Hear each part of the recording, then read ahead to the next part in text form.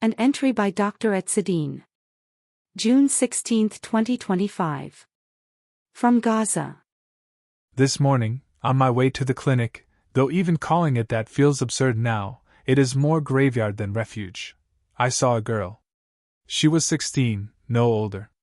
She was thin, with the kind of tiredness around her eyes that children should never know.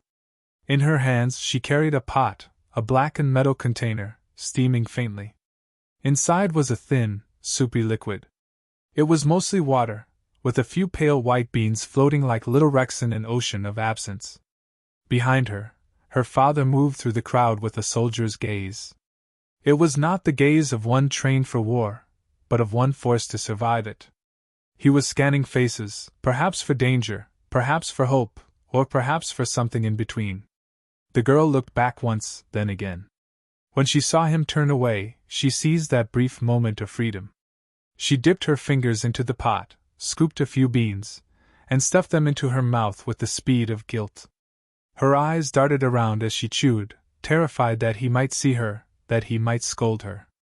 Not because he was cruel, but because that pitiful soup was meant to feed not one child, but an entire family.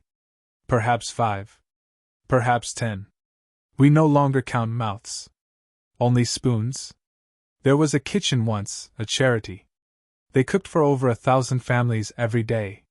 They did it not for profit, and not for recognition, but because their souls could not do otherwise. That kitchen shut down 3 days ago. Not because people stopped being hungry, but because the shelves became empty. The rice, the oil, the flour, everything ran out. And now the people go to the American aid centers. Yes, of course. Humanitarian corridors. What a beautiful phrase. How clean, how sterile, how bureaucratically elegant. It sounds like collateral damage, or operation. The Americans built them. The Israelis secured them. And 40 people die at their gates every day. Crushed. Shot. Starved. They come seeking bread and leave as corpses. Everyone knows this. Absolutely everyone. And yet they still go. Hunger will drive a man to walk toward his own execution if there is even a shadow of rice behind the gun. Yesterday, my friend Alalul went. He is not a fighter. He is a software engineer, a quiet man.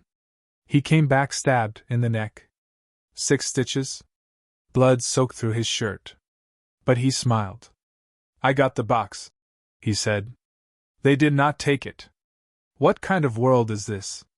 What kind of man smiles through blood because he has a box of flour? This is not the war of tanks and planes. Those have become irrelevant. This is the war of hunger, the war of slow death. Mothers fast for days, not in spiritual devotion, but because their sons must eat first. Children stand in line for aid, not knowing if they will return alive. Girls eat in secret, and fathers carry shame heavier than bread. This is genocide by exhaustion, by silence, by paperwork, and by averted eyes. Do you want to know what the modern age has made of evil? It has made it bureaucratic, digitized, professionalized. A genocide in which the world debates definitions while children chew air. The child who ate those beans is more real than your opinions. My friend who smiled through blood has more dignity than your excuses. Gaza is not a headline. It is a mirror. And when you look at it, what you see is the measure of your own humanity. You want God to speak? Perhaps He already has. He speaks through the silence of that girl. Through the blood on that box. Through the words I now write with shaking hands. Gaza is not dying. It is being crucified. And we are the crowd at Golgotha. Watching. #Gaza Genocide.